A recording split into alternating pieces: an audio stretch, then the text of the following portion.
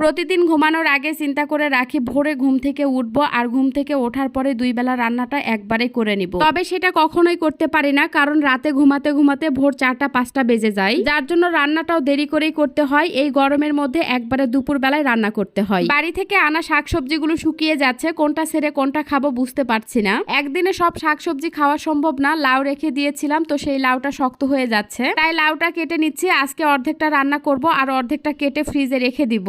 আজকে কেন জানি একটু বেশি গরম পড়েছে, আর এই গরমের মধ্যে লাউয়ের ঠান্ডা ঠান্ডা ঝোল খেতে বেশ ভালোই লাগবে। লাউয়ের খোসা ভর্তা আমার খুব ভালো লাগে, তাই লাউয়ের খোসাগুলো নিয়েছি। আর এই এক টুকরা লাউ আমি রেখে দিলাম, এটা খালাকে দিয়ে দিব। তরকারি কেটে নেওয়া হয়ে গেল, এখন লাউয়ের খোসাগুলো কেটে নিচ্ছি। আজকে অর্ধেকটা ভর্তা করব আর অর্ধেকটা ফ্রিজে রেখে দিব। সিদ্ধ করে রাখলে ভালো হতো, নষ্ট হওয়ার কোনো চান্স থাকতো না, কিন্তু আমি এভাবেই রেখে দিচ্ছি। অর্ধেকটা লাউ আমি বক্সে করে রেখে দিচ্ছি। নর্মাল ফ্রিজে এভাবে রেখে দিলে 4-5 দিন পর্যন্ত ভালো থাকবে, পরে একদিন রান্না করা যাবে। নর্মাল